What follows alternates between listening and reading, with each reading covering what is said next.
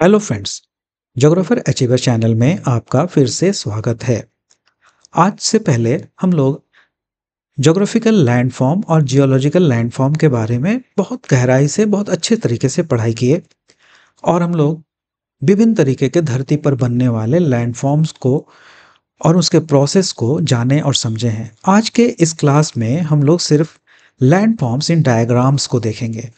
कहने का मतलब कि किसी भी भू आकृति को बस हम देख कर ही कैसे जान जाएं कि ये कौन सी भू स्थलाकृति है और इसको हम लोग किस नाम से जानते हैं। ठीक है, आज के हम लोग के इस क्लास का पर्पस ही यही है कि कुछ इम्पोर्टेंट लैंडफॉर्म्स को हम लोग सेलेक्ट करें और अगर उसके डायग्राम को दिखाकर या ओरिजिनल फीचर्स को या ओरिजिनल लैंडफॉर्म्स को देखें तो हम लोग कैसे किसी को बता पाएं कि ये लैंडफॉर्म को किस नाम से जाना जाता है और ये लैंडफॉर्म किस कारण से बना है। क्लियर? आइए इसी को लैंडफॉर्म्स इन डायग्राम्स को शुरू करते हैं अपने इस छोटे से क्लास में। ठीक है, ये हमारा प्यारा धरती, क्लियर, जिसको कि हम लोग अर्थ भी कहते हैं। भूमंडल के ऊपरी भाग जिसको कि हम लोग क्रस्ट या भूपटि कहते हैं, यहीं पर सारा लैंडफॉर्म क्रस्ट के अंदर और क्रस्ट के बाहर बनता और दिखाई देता है। ठीक है, क्रस्ट के यानी कि भूपटि के बाहर जो लैंडफॉर्म लोग को दिखाई देता है उसको हम लोग क्या कहते हैं? जियोग्राफिकल लैंडफॉर्म कहते हैं। ठीक है, और वहीं जो क्रस्ट के यानी कि भूपटि के अंदर लैंडफॉर्म डेवलप हो जाता है या बनता है उसको हम लोग कहते हैं जियोलॉजिकल लैंडफॉर्म।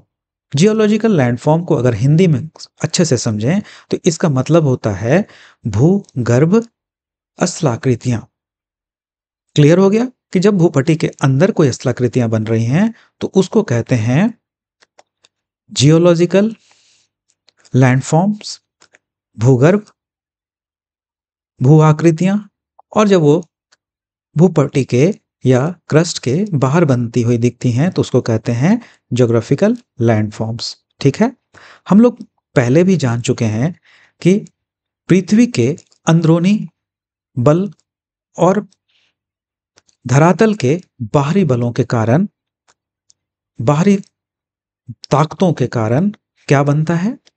लैंडफॉर्म बनता है, जिसको कि हम लोग आगे और भी अच्छे से देखेंगे और हम लोग पहले भी देख चुके हैं। बाह्य कारण कौन कौन सा होता है? जैसे ताप, वर्षा। ठीक है, और धरती के अंदर जो गर्म मैग्मा बाहर निकलने का प्रयास करता है तो वो अपने निकलने के दौरान क्या होता है? विभिन्न तरीके के आकृतियों में तब्दील हो जाता है या बदल जाता है, उसको हम लोग कहते हैं जियोलॉजिकल लैंडफॉर्म्स। ठीक है, इसको हम लोग एक एग्जाम्पल से और अच्छे तरीके से समझते हैं। ये रहा, इसमें देखिए क्रस्ट है, ये वाला पूरा भाग क्रस्ट है यानी कि भूपटि है। इसके बाहर में क्या दिख रहा है कि अंदर से निकलने वाली मैग्मा। यहां पर याद रखिएगा कि धरती के अंदर जब गर्म पदार्थ बाहर निकलने का प्रयास करते रहता है उसको हम लोग क्या कहते हैं? मैग्मा कहते हैं। और जब ये बाहर निकल जाता है तो इसको हम लोग क्या कहते हैं? लावा कहते हैं। कैसे कहे थे याद रखने के लिए आप लोगों को? लावा जो हम लोग खाते हैं तो वो एक धान से फूट जाता है, मतलब फूटने के बाद वाले प्रक्रिया को याद रखिएगा। तो लावा हमेशा धरती के बाहर निकलता है। क्लियर? अब ये बाहर आने के क्रम में सबसे पहले फूट कर क्या बना? देखिए एग्जाम्पल के तौर पर यहाँ पे हम लोग दिए हैं, ये ज्वालामुखी बना जिसको कि क्या कहा गया? ज्योग्राफिकल लैंडफॉर्म कहा गया। वहीं धरती के अंदर मैग्मा जमकर विभिन्न भू आकृतियों का रूप धारण कर ली, उसको क्या कहा गया? उसको कहा गया जियोलॉजिकल लैंडफॉर्म यानी कि भूगर्भ लैंडफॉर्म या भूगर्भ स्थलाकृतियां। ठीक है, आगे बढ़ने से पहले देखिए दो बातें यहाँ लिखी हुई हैं, इनको भी हम लोग नोट कर लेते हैं। ध्यान रहने से अच्छा रहेगा कि धरती के अंदर जो भी मैग्मा है ना, वो क्या है? प्लूटोनिक रॉक्स जो है वो धीरे धीरे ठंडा होता है, बहुत कूल स्लोली। वहीं धरती के बाहर आ जाने के बाद ये जल्दी कूल क्विकली होता है। ठीक है, बहुत सारे कारण हैं, वर्षा, बाह्य हवा, है ना, बहुत चीज है जो इसके बाहर में, धरती के बाहर आने से वायुमंडल के प्रभाव से वोल्केनिक रॉक्स जल्दी ठंडा होने लगता है। यहाँ हम लोग स्थलाकृतियों पे ज़्यादा अपना ध्यान रखते हैं। अब देखते हैं कि कौन कौन सी आकृतियाँ धरती के अंदर मैग्मा के जमने से बना। देखिए इस तरह की को आकृति को क्या कहा गया, बैथोलिथ कहा गया। जो खड़ी अवस्था में मैग्मा जम गई उसको डाइक कहा गया। देख रहे हैं ना, ये सब डाइक है। और सिलवट के तरीके से लेटा हुआ मैग्मा क्या कहलाया, सिल कहलाया। ठीक है, और इस तरीके के जमा भूभाग को हम लोग क्या कहे, स्टॉक कहे। पहले भी हम लोग अपने क्लास में कुछ इंपॉर्टेंट जियोलॉजिकल लैंडफॉर्म को देखे हैं, उसमें से कुछ इंपॉर्टेंट देखिए ये भी है। ठीक है ना, जो धरती के अंदर हॉरिजेंटल प्लेट के तौर पर है उसको क्या कहते हैं, उसको स्ट्राइक कहते हैं।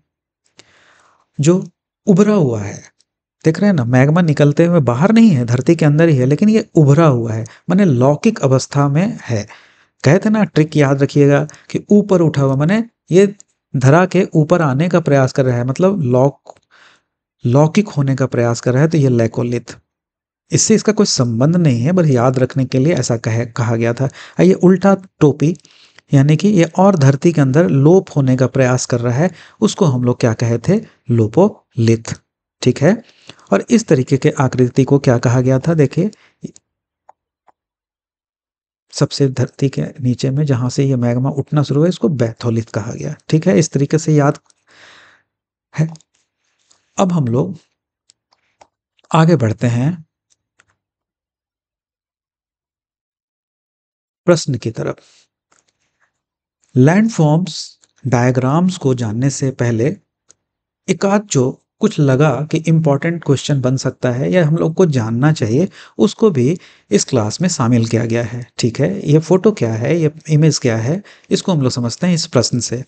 प्रश्न बोलता है कि पृथ्वी की पपट्टी के अंदर, यानी कि क्रस्ट के अंदर, वह स्थान जहां भूकंप की उत्पत्ति आरंभ होती है। भूकंप, ज्वालामुखी तुम लोग देखे, निकलने के क्रम में बहुत तरीके का मैग्मा अलग अलग रूप को धारण किया, वो एक डायग्राम समझ में आ गया। अब हम लोग दूसरे कारण भूकंप को भी देख रहे हैं, जो धरती से हमेशा बाहर निकलने का प्रयास कर रहा है। इससे भूकंप की उत्पत्ति, यही प्रश्न है ना यहाँ पर, जहां भूकंप की उत्पत्ति आरंभ होती है उसे क्या कहा जाता है। भूकंप सूचक कहा जाता है, भूकंप मूल कहा जाता है, सिस्मोलॉजी कहा जाता है, या हाइड्रोसेंटर कहा जाता है। तो सबसे पहले तो हम लोग ये समझें कि ये प्रश्न पूछ क्या रहा है कि धरती में जहां सबसे पहले भूकंप आरंभ हो रहा है, तो देखिए ये एक चित्र है, ये भूकंप का है, और ये अलग अलग वेव को बता रहा है। ठीक है, इस जगह को, जहां से ये भूकंप का वेव बनना शुरू हुआ, उस जगह को हम लोग क्या कहते हैं, उस जगह को हम लोग कहते हैं भूकंप मूल, या फोकस, या हाइपो सेंटर। कभी कभी किसी एग्जामिनेशन में भूकंप मूल शब्द का प्रयोग ना करके सीधे फोकस लिख दिया जाता है, तो इसलिए फोकस को जरूर से याद रखना है। और कुछ एग्जामिनेशन में इसको और भी डिफिकल्ट बनाने के लिए इस टर्म का उपयोग किया जाता है, जिसको कि हाइपोसेंटर कहते हैं। दैट मीन्स कि भूकंप मूल, फोकस और हाइपोसेंटर है एक ही चीज। कहने का मतलब कि जहां से भूकंप का उत्पत्ति आरंभ होता है, वो आरंभ बिंदु, जो मूल बिंदु है भूकंप का, उसको फोकस कहा जाता है, उसको हाइपोसेंटर कहा जाता है। इसलिए इस प्रश्न का उत्तर क्या होगा, भूकंप मूल यानी कि फोकस यानी कि हाइपोसेंटर। ठीक है, यहाँ पे आगे बढ़ने से पहले एक छोटा सा चीज आप लोग को फिर से याद दिला देते हैं कि धरती के, देख रहे हैं ना, धरती के जब सबसे ऊपर जो तरंग उत्पन्न हुआ, उस तरंग को या वेव को क्या कहा गया, एल वेव।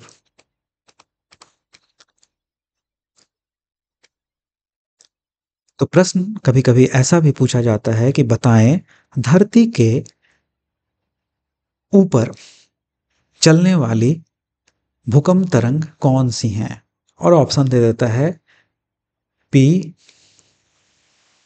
एस या एल वेव। ठीक है, तो धरती के ऊपर कौन सी तरंग चलती है? L wave. यहाँ पे डायग्राम के साथ साथ देखिए एक चीज और सीखने को मिल गया कि धरती के ऊपर सबसे ऊपर भूपट्टी पर कौन सी तरंग चलती हैं? एल। एल शब्द से दो चीजों को याद रखिएगा, लाइफ। लाइफ कहाँ है? भूपट्टी के ऊपर ही है, अंदर नहीं है ना, है ऊपर है। और दूसरा लव। अब आप लोग यहाँ पूछ सकते हैं कि सर ये लाइफ और लव का मतलब क्या हुआ? देखिए एल एल एल, एल को याद रखें। एल कहाँ है? धरती के ऊपर है। लाइफ कहाँ है? धरती के ऊपर है। और धरती के ऊपर ही लव है, प्यार है। कहते हैं ना प्यार बड़ा विध्वंसक होता है, विनाशकारी होता है। ठीक है, इसलिए इस एल को याद रखने के लिए लव शब्द का प्रयोग किए थे हम लोग। याद आ रहा है कुछ? विध्वंसक सर ऐसा क्यों? तो अरे भाई ये धरती का धरातल का भूपट्टी भाग है। ठीक है, और तरंग चल रहा है धरती के ऊपर। कौन तरंग? लव तरंग, यानी कि एल तरंग, लाइफ तरंग। तो विध्वंसक कहाँ होगा? जहां इंसानों का घर होगा, जीवन होगा, लाइफ होगा, वही ना क्षति होगा भूकंप से। किस भूकंप तरंग से? एल भूकंप तरंग से। तो देखिए यहाँ दो प्रश्न हम लोग के सामने आया कि धरती के भूपट्टी के ऊपर चलने वाली तरंग कौन सी है? L wave. सबसे विध्वंसक कौन सी वेव है? तो एल वेव। इसलिए L for love, L for life को याद रखिएगा। ठीक है, हंस लीजिए पर यह याद रखने का एक तरीका है। ठीक है, उम्मीद करते हैं ये तो आप लोग को समझ में आ गया होगा।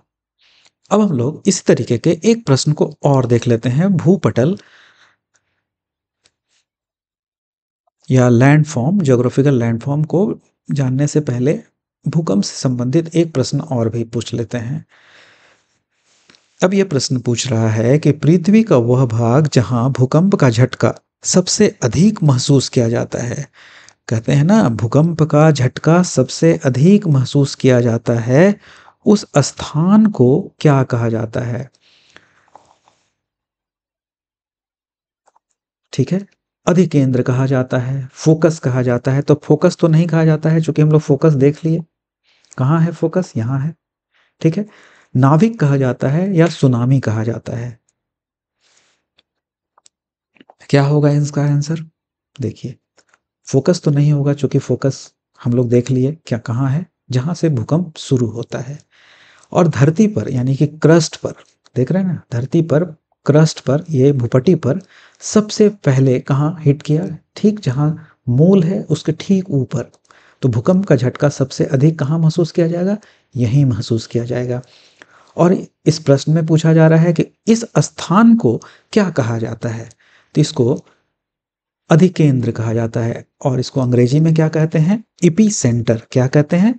इपी सेंटर कहते हैं। क्लियर? इसलिए इस प्रश्न का उत्तर क्या होगा? अधिकेंद्र यानी कि इपी सेंटर। क्लियर? अब हम लोग बढ़ते हैं आज के क्लास के मेन टॉपिक की तरफ। ठीक है, हम लोग इससे पहले एक बार देख लिए थे कि भू आकृति प्रक्रियाएं कैसे कैसे होती हैं। इसको एक बार यहाँ फिर से हम लोग याद कर लेते हैं अपने इस क्लास को और अच्छे से समझने के लिए। भू आकृति प्रक्रियाओं में सबसे इंपॉर्टेंट कारण कौन कौन से थे? ताप से, वर्षा से, हवा से भू आकृतियां बनने में ये तीन चीज बहुत हेल्प करती हैं। कैसे? देखिए ये सूरज है और ये एक लैंडफॉर्म है जो पहाड़ के आकृति का दिख रहा है। इस पे सूरज का ताप पड़ा, फिर क्या हुआ? बादल बना, धरती के बाहर हो रहा है ये सारा प्रक्रिया, इससे बारिश शुरू हो गया। देख रहे हैं ना? इन सबों से के बाद क्या बाकी था? ये हवा। अब चारों तरफ से हवा चलने लगा। परिणाम क्या हुआ? परिणाम ये हुआ कि ये पहाड़ी क्षेत्र या उठा हुआ क्षेत्र टूटना फूटना शुरू हो गया, कभी ताप से, कभी पानी से, कभी हवा से, है ना? देख रहे हैं, ऐसे ऐसे टूटने लगा। इसको हम लोग क्या कहे? इसको हम लोग कहे एरोजन, यानी कि अपरदन। ठीक है, ताप से, वर्षा से, हवा से, ताप से, बादल यानी पानी से और हवा से ये टूट फूट या तोड़ फोड़ या चट्टानों का टूटना क्या कहलाया? एरोजन कहलाया, यानी कि अपरदन कहलाया। और इस एरोजन से बनने वाली स्थलाकृति को हम लोग क्या कहे?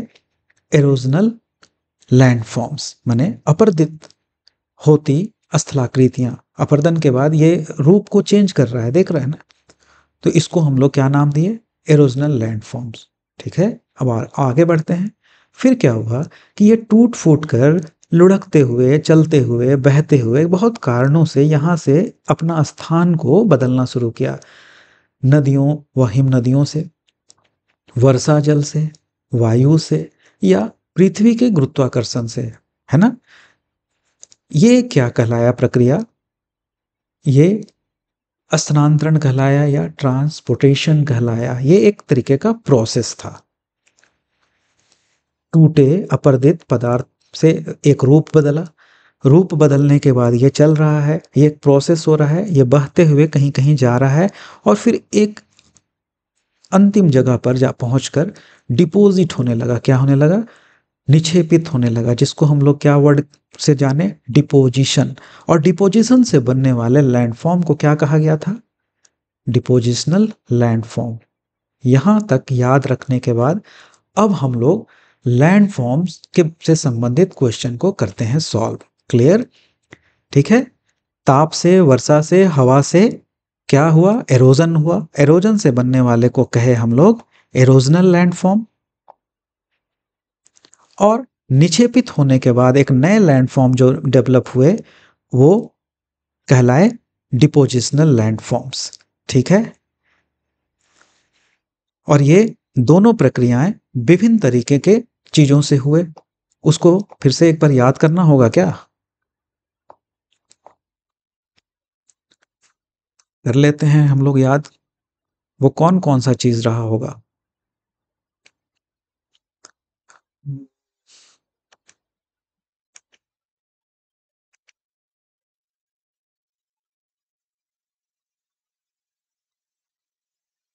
रिवर, ग्लेशियर यानी कि हिम नदी। ठीक है, विंड यानी कि वायु।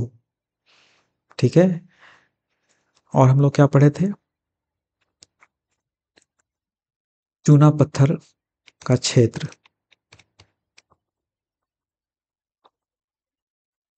जिसको कि क्या कहा गया था?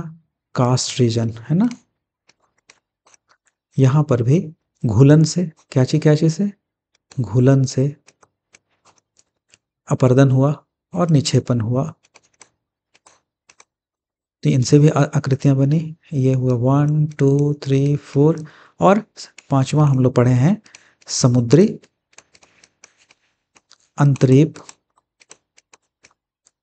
भू आकृति, माने ये तरंगों से बना। याद आ रहा है? अब हम लोग विभिन्न तरीके के चीजों को देखेंगे कि रिवर से बनने वाला इरोजनल और डिपोजिशनल, इन्हीं दो चीज से बना वर्ड ये लैंडफॉर्म को हम लोग इस क्लास में अब देखते हैं कि इससे कैसे कैसे प्रश्न बनते हैं। ठीक है, अब बढ़ते हैं लैंडफॉर्म के प्रश्न की ओर। ये एक प्रश्न है, उपरोक्त चित्र किस प्रकार की आकृति है? आई आकार की घाटी, भी आकार की घाटी, एल आकार की घाटी या जल प्रपात की घाटी? तो ये भी आकार की घाटी है। किस आकार की घाटी है? भी आकार की घाटी है। ठीक है, बढ़ते हैं अब अगले प्रश्न की ओर।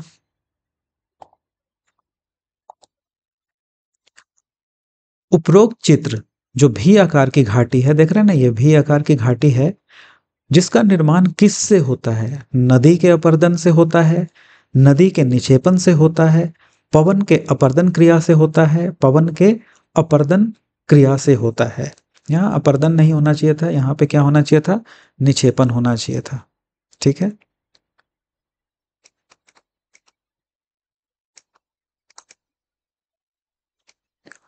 तो ये निक्षेपण से तो नहीं होता है, ना ही अपर्दन से होता है, इसलिए तो ये ऑप्शन ही कट गया। पवन के अपर्दन से तो नहीं बनता है। ये क्या है, ये नदी बह रही है, देखिए। तो ये नदी क्या कर रहा है, दोनों ही भागों को अपर्दित कर रहा है। क्या कर रहा है, काट रहा है, अपर्दित कर रहा है। देख रहे हैं ना, इसलिए इसका आंसर क्या होना चाहिए कि नदी के अपर्दन क्रिया से इसका निर्माण, किसका, भी आकार की घाटी का निर्माण होता है। अब बढ़ते हैं अगले प्रश्न की ओर। देखिए, एक चित्र है और बोल रहा है कि उपरोक्त चित्र किस प्रकार की आकृति को दर्शाने का प्रयास है। उपरोक्त चित्र, जो एक चित्र दिया है, नदी डेल्टा का, नदी लोयस का, पवन बरखान का, पवन के जलोढ़ मैदान का। अब देखिए, हम लोग पहले प्रश्नों को कैसे काटते हैं, एलिमिनेट करते हैं, हटाते हैं। अब आप खुद सोचिए कि पवन शब्द का प्रयोग है, पवन से जल का, जलोढ़ का संबंध है नहीं। नदी अपने साथ, नदी अपने साथ जो बहाव को लेकर, वो हिम नदी हो या नदी हो, तो इसको हम लोग क्या कहते हैं, जलोढ़ कहते हैं। इसका पवन के साथ कोई संबंध नहीं है, तो ये नहीं होगा। ठीक है, पवन बरखान का, ठीक है, तो पवन बरखान, ये बरखान तो नहीं लग रहा है। अब हम लोग बरखान किसको कहते हैं, इसको याद कीजिए। जब मरुभूमि वाले क्षेत्र में ये उल्टे हुए सूप की आकृति में बालू फैल जाता है, इसको ना कहते हैं बरखान, तो ये भी नहीं होगा। नदी लोयस का मैदान, देखिए लोयस, लोयस क्या है, लोयस एक मैदान है जो कि हवा से बनता है, खास करके चाइना में, है ना। तो ये भी नहीं होगा, तो ऑप्शन तो निकल गया कि नदी का डेल्टा है। ठीक है, तो आंसर तक तो हम लोग पहुंच गए कि ये नदी का डेल्टा है, पर इसको और भी बहुत बेहतर तरीके से हम कैसे समझेंगे कि ये सच में नदी का डेल्टा है। तो देखिए, आगे बढ़ते हैं हम लोग। ये कह रहा है डायरेक्शन ऑफ, देख रहे हैं, ये नदी है, अपने बहाव में चल रहा है, ये नदी सॉरी चल रही है, ये धारा है, क्लियर, इसका बहाव है। फिर ये जब सर्पिला आकृति में ऐसे देख रहे हैं ना, ऐसे ऐसे ऐसे ऐसे ये जो चल रहा है, उसको हम लोग क्या कहते हैं, मिएंडर कहते हैं। ठीक है, मिएंडर अपने रास्ते में क्या कर रहा है, झील बना रहा है, और इसकी आकृति कैसे हो जा रही है, त्रिभुजाकार। इस त्रिभुजा आकृति को, जो समुद्र में मिलने से पहले, ये त्रिभुजा आकृति जो है, उसको ही हम लोग क्या कहते हैं, डेल्टा कहते हैं। इस तरीके से आंसर पे पहुंचते हैं। ठीक है, तो कभी नदी किनारे, सॉरी समुद्र के किनारे वैसे कोई प्लेस में जाइए, कभी जाने का मौका मिले, तो देखिए कि नदी जब समुद्र से सच में मिल रहा है, तो इस तरीके का भू आकृति बनता है क्या, तो सच में ऐसा ही बनता है, त्रिभुजाकार। तो त्रिभुजाकार आकृति को ही क्या कहा जाता है, डेल्टा कहा जाता है। तो नदी का डेल्टा इस चित्र को बता रहा है या दर्शा रहा है। क्लियर, आगे बढ़ते हैं नेक्स्ट प्रश्न की ओर। अब ये प्रश्न है, उपरोक्त चित्र, ये चित्र जो दिया है, नदी की सर्पिली आकृति या यानी मिएंडर, देखिए यानी कि मिएंडर यहां पे दर्शाए भी हैं हम लोग कि ये सांप की आकृति में, देख रहे हैं ना, ये सांप की आकृति में जब चल रहा है, तो इसको क्या कहते हैं, मिएंडर कहते हैं। कौन चल रहा है, नदी अपने मार्ग में जब सर्पिला आकृति में चलने लगती है, तो उसको क्या कहते हैं, उसको हम लोग मिएंडर कहते हैं। यहां तक तो समझ में आया। अपने रास्ते में एक जल जमाव करने के बाद सीधी मार्ग में बहने लगती है, देख रहे हैं, अपने मार्ग में क्या कर रहा है, जल जमाव कर रहा है, और उसके बाद एक सीधी मार्ग में बहने लगा, यही प्रश्न है।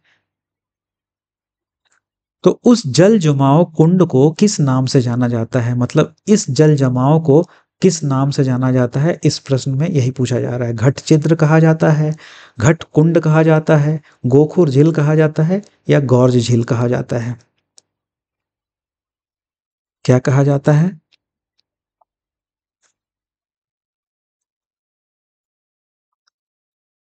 गोखुर झील कहा जाता है। क्लियर? इसको और भी अच्छे तरीके से याद कीजिए। कैसे? देखिए, नदी अपने मार्ग पर सर्पिला आकृति में बह रहा है। कब? जब ये बूढ़े अवस्था में पहुंच चुकी है तब। माने मैदानी क्षेत्र में जब ये अपने चाल में इतना धीरेपन हो गया है कि यह सर्पिला आकृति में बहना शुरू करती है नदी प्रौढ़ा अवस्था में, तो क्या होता है कि इधर का निक्षेपण और इधर का निक्षेपण देख रहे हैं, ये आपस में बढ़ने लगता है। क्लियर है? देख रहे हैं ना, ये निक्षेपण और ये निक्षेपण क्रमशः आगे बढ़ रहा है। बढ़ने के क्रम में देखिए बहुत क्लोज होते जा रहा है। बहुत क्लोज होने के बाद क्या है, ये मार्ग में सीधा हो गया और ये इस तरीके का एक मेंडर कोर बन गया।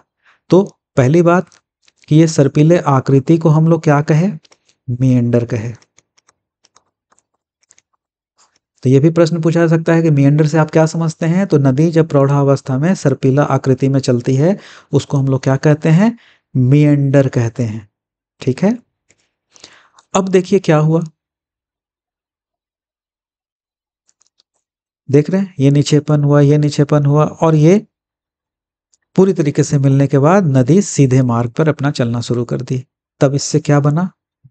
गोखुर झील, जिसको कि अंग्रेजी में क्या कहते हैं? Oxbow lake. तो ये क्या, कौन सा झील है? गोखुर झील है। ठीक है? कैसे बना ये भी समझ में आ गया। अब बढ़ते हैं अगले प्रश्न की ओर। पूछता है कि उपरोक्त चित्र किस स्थलाकृति को दर्शा रहा है? ये जो एक चित्र दिया है, ये किस स्थलाकृति को दर्शा रहा है? जलप्रपात को, कैनियन को, गोखुर झील को? तो गोखुर झील को तो हम लोग पिछले क्वेश्चन में देख लिए, ये तो नहीं होगा। गॉर्ज को। चलिए अब इसको समझने का प्रयास करते हैं। ये रहा, ये नदी है। क्या है? ये नदी है, अपने मार्ग में इधर से बह रही है। जब तक देखिए हार्ड रॉक है, ये पूरा एरिया हार्ड रॉक है। देख रहे हैं ना, ये जब तक हार्ड रॉक में एरिया में बह रहा है, कौन? नदी, तो बिल्कुल सीधा चल रहा है। लेकिन जैसे ही हार्ड रॉक खत्म हुआ, यहाँ पे सॉफ्ट रॉक था, तो ये क्या होने लगा? बढ़ते हुए क्रम में जाकर हार्ड रॉक के बाद ये नीचे की ओर गिरने लगा। ठीक है?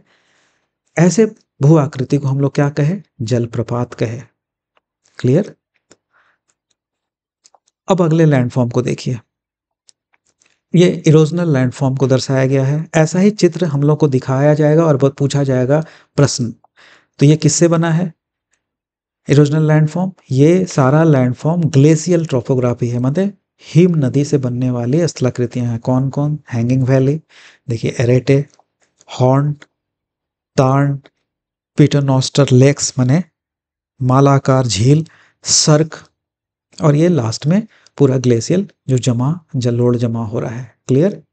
इस तरीके के आकृति में घबराना नहीं है, सीधे बताना है कि ये सारा सारा एरेटे, हॉर्न सब कौन सा है? इरोजनल लैंडफॉर्म है। ठीक है? और आगे बढ़ते हैं। एक देखिए, एक पिक्चर दिखाया गया है और प्रश्न पूछा जा रहा है कि हिम नदी अपरदन से बनने वाली ये कौन सी स्थलाकृति है? देखिए, इस स्थलाकृति को याद रखना है, इसको रोक कर आराम से ध्यान में रखना है कि ये कैसा दिख रहा है। अच्छा अच्छा, ऐसा दिख रहा है, इसके बारे में आगे रुके बताते हैं। तो अब ये प्रश्न का उत्तर हम लोग ढूंढते हैं। इसको क्या कहते हैं? सर्क कहते हैं। इस तरीके के आकृति को सर्क कहा जाता है। हिम नदी अपरदन से बनने वाली यह कौन सी स्थलाकृति है? तो सर्क है। यहाँ पर बहुत छोटे से एग्जामिनेशन में भी, बड़े बड़े एग्जामिनेशन में भी कभी कभी ना इसको पूछा जाता है, इस तरीके के आकृति को क्या कहते हैं? तो क्या कहते हैं? बर्गस्रंड कहते हैं। याद करते हैं अपने क्लास को। देखिए, इसमें एक दो चीज इंपॉर्टेंट है। इसको अलग अलग जगहों में अलग अलग नामों से जाना जाता है। किसको? सर्क को। देखिए यहाँ पर मिलाया गया है। कोरेन कहते हैं जर्मनी में, हिमगहवर कहते हैं आल्प्स में, कोरी कहते हैं स्टॉकलैंड में, CWM कहते हैं वेल्स में, सर्क कहते हैं फ्रांस में, कैजरेल कहते हैं स्कैंडिनेविया में। ठीक है? अब इस तरीके का चित्र, और ये देख रहे हैं बर्गस्रंड, ये बहुत परीक्षा में पूछा जाता है, ऐसी आकृति दे देगा और बोलेगा बताओ यहाँ पे कौन सा आकृति है। क्लियर। हिमगवर के बारे में यहाँ पे डिटेल दिया गया है कि अर्धवृत्ताकार या कटोरे जैसा होता है, अर्धगोल रंगमंच के समान है, ये आराम कुर्सी से मिलता जुलता है। ठीक है, देख रहे हैं ना, आराम कुर्सी से मिलता जुलता है, ऐसा ही कुछ था ना। अब आगे बढ़ते हैं, इस प्रश्न को याद रखेंगे। नेक्स्ट प्रश्न है,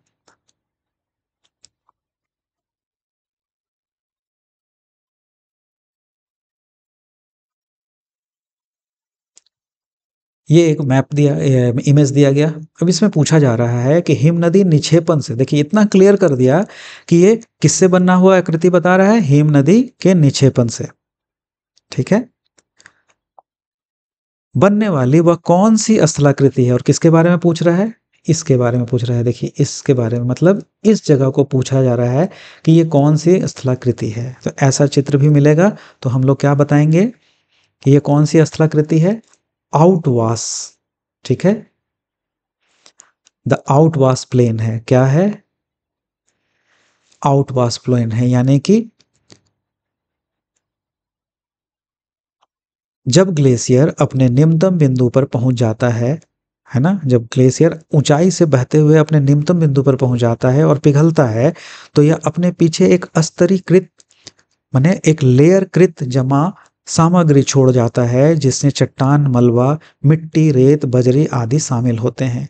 इस स्तरित सतह को कहते हैं टील मैदान या आउटवाश प्लेन कहते हैं। ठीक है, क्लियर हो गया।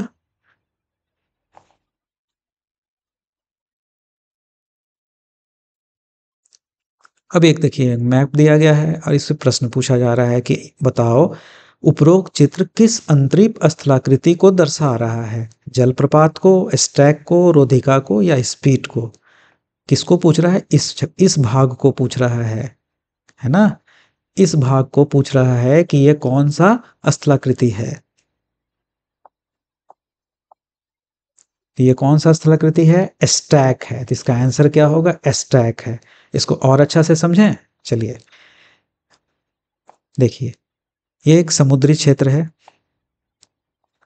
समुद्री अंतरिपियों के अपरदन से बनती स्थलाकृतियों को दर्शाया गया है। देखिए ये समुद्र है, धरातल पर ऐसे क्रैक्स हो रहा है, दिख रहा है क्रैक्स, मतलब दरार पड़ रहा है। इससे क्या होता है, केव बन जाता है। ये पानी का बहाव ये कमजोर भागों को कंदरा बना देता है, माने केव बना देता है इस तरीके, और ये धीरे धीरे बड़ा हो जाता है इस तरीके का। ये अर्क, अर्क जिसको कि क्या कहा जाता है, मेहराब भी कहा जाता है। ठीक है, ये मेहराब जब धंस जाता है, जब ऊपर का भाग टूट जाता है, तो क्या बन जाता है, ये खड़ा टीला जैसा बन जाता है। इसी को कहते हैं स्टैक, जो कि पिछले प्रश्न में हम लोग से पूछा गया। और यही छोटा अगर और भी माने कमजोर पार्ट से बनता है, ध्वस्त हो जाता है, इस तरीके का छोटा रूप में धारण करके टीले के तरीके से खड़ा रहता है, तो उसको क्या कहते हैं, स्टंप कहते हैं। ठीक है, जब हम लोग इस क्लास को पढ़ रहे थे तो देखिए कैसे कैसे बताए थे, आरंभ में ऐसे क्लीफ होता है ना, ये स्थल भाग है, ये समुद्री भाग है, और इस तरीके के भाग को क्या कहते हैं, क्लीफ कहते हैं। फिर मेहराब, एक कंदरा बन गया, और ये लग रहा है ना गेट है, टीला है, अर्क जैसा, ये है मेहराब। ये मेहराब बनने के बाद प्रोसेस होते होते क्या होता है, होकर एक दूसरे से मिल जाती हैं तथा उसके आर पार जाने लगता है। इस तरह की आकृति को प्राकृतिक मेहराब कहते हैं। मेहराब का अपर्दन के बाद देखिए क्या होता है, ये जो भाग है टूट गया, अपर्दन हो गया, तो क्या बन गया, इस तरीके से खड़ा खड़ा टीला बन गया। अब समझ में आया, आरंभ में ऐसे हुआ, आरंभ में होते होते ये छिला, ये कंदरा बन गया, कंदरा बनने से ये लगा कि बीच से पानी आर पार होने लगा, समय और बढ़ा, तो ये ऊपर का भाग ढह कर ये टीले के तरीके से खड़ा हिस्सा हो गया। इसको ही क्या कहा गया, स्टैक कहा गया। ठीक है, और छोटे आकार के स्टैक को स्टंप कहा गया, जो कि ये इस साइड में दिखा रहा है ये।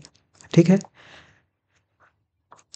अब अगला प्रश्न, एक द्वीप को सागरीय तट से मिलाने वाली बालू की पतली मार्ग को हम क्या कहते हैं? देखिए, हम पहले शुरू करने से, क्लास शुरू करने से पहले कहे कि कुछ इंपॉर्टेंट लैंडफॉर्म को हम लोग यहाँ देखेंगे जो कि हम लोग को जानना ही चाहिए। अब इसको, प्रश्न को, उत्तर को ढूंढिए। एक द्वीप है को सागरी तट, सागर का तट से मिलाने वाली बालू की पतली मार्ग को हम क्या कहते हैं? किस तरीके का? देखिए, इस तरीके का देख रहे हैं, यही प्रश्न है। एक द्वीप है को सागरीय तट से मिलाने वाली बालू की पतली पट्टी या मार्ग को हम क्या कहते हैं? देख रहे हैं, लग रहा है ना कि ऐसे मिला रहा है एक बालू का पट्टी, इसको क्या कहते हैं? यही प्रश्न पूछ रहा है। तो इसको देखिए, क्या कहते हैं? टेबेलो कहते हैं। क्या कहते हैं? टोबैलो कहते हैं। इसलिए इसका आंसर क्या होगा? टोबैलो होगा।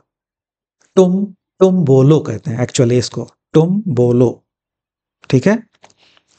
अब बार और स्पीड के बारे में भी यहाँ लिखा है, तो चलिए बार को भी देख लेते हैं कि बार किसे कहते हैं। बार देख रहे हैं ना, यहाँ पे लिखा हुआ है, ये इसको अच्छे से समझते हैं। बार एक तटीय भू आकृति है, माने कोई समुद्र है उसका तट का भू आकृति है जो रेत या तलछट की एक रीज है जो तट रेखा के समानांतर चलती है। देख रहे हैं, बिल्कुल समानांतर चल रही है, ये तट रेखा के बिल्कुल समानांतर चल रही है। ऐसा क्षेत्र क्या कहलाता है? बार कहलाता है। कभी समुद्र तट पे घूमने का मौका मिले तो ये सब चीज को देखिएगा। अरे, जहां बालू और टीला को मिला रहा है, तट को मिला रहा है, वो क्या है? तो टोम्बोलो है। इस तरीके से तट के किनारे किनारे किनारे किनारे कोई चल रहा है, तट रेखा क्षेत्र समानांतर चल रहा है, उसको क्या कहते हैं? बार कहते हैं। अब लगे हम लोग स्पीड को भी देख लेते हैं। ठीक है।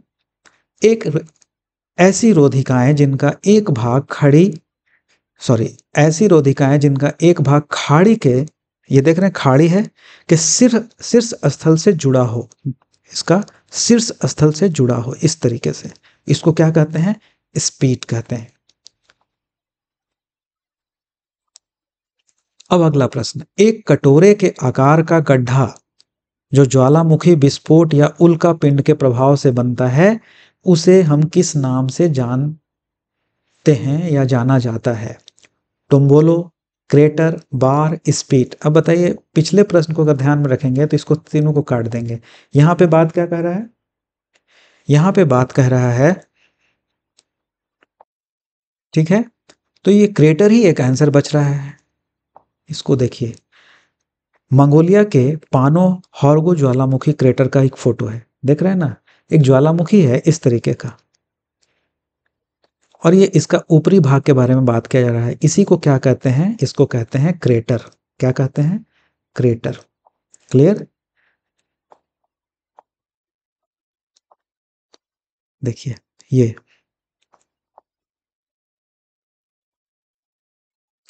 ये उदाहरण है अमेरिका के पूर्व में फ्लैग स्टॉफ एरिजोना का, जो कि 50,000 साल पुराना है, जो कि उल्का पिंड क्रेटर है। ठीक है। तो इसका आंसर हम लोग तो पकड़ लिए कि क्या है? क्रेटर है। और इसी क्रेटर में कभी कभी क्या होता है ना, पानी जम जाता है। ठीक है। ज्वालामुखी क्रिया के बाद बने क्रेटर में जल भर जाने से फलस्वरूप जिस झील का निर्माण होता है उसे क्रेटर झील कहते हैं। भारत के लोनार और पुष्कर झील इसके अच्छे उदाहरण हैं। तो इसको भी याद रखना है, लोनार एवं पुष्कर झील किसके उदाहरण हैं? तो क्रेटर झील के उदाहरण हैं। और पानी कैसे जम जाता है? देखिए, कुछ इस तरीके से, अगर इसको चित्र को पूरा बनाएंगे ना, तो इधर से ऐसे ज्वालामुखी फटा होगा और ये ऊपरी भाग गोलाकार क्या कहलाया? क्रेटर कहलाया। और क्रेटर में जो पानी भर गया तो वो क्या कहलाया? क्रेटर झील कहलाया। क्या कहलाया? क्रेटर झील कहलाया। अब अगला प्रश्न है, इस तरीके का एक आकृति दिया गया है, उपरोक्त चित्र किस स्थलाकृति की है? इसका आंसर ढूंढिए। तो ये क्या है? लैपीज है ना, लैपीज या लैपियाज। लैपियाज क्या है? तो लैपियाज एक अनुभवी चूना पत्थर का की सतह है जिसमें तेज शिखर, देख रहे हैं, तेज शिखर, चूना पत्थर का क्षेत्र है, ये तेज शिखर गड्ढों और लकीरों होती हैं। जब पानी अन्य कठोर चट्टान के साथ चूना पत्थर वाली सतह पर बहता है तो लैपीज बनता है। क्लियर? चूना पत्थर का नरम चट्टान है जो विभिन्न संकीर्ण और गहरी संरचनाओं, ग्राहकों और शिखरों द्वारा अलग किए गए ग्रिड्स बनाने के लिए लगभग एक दूसरे के समानांतर है। देख रहे हैं, इधर समानांतर, ये समानांतर, ये समानांतर, ये समानांतर। यह एक कास्ट स्थलाकृति क्षेत्र है। कास्ट क्षेत्र कहने का मतलब क्या होता है? चूना पत्थर का क्षेत्र।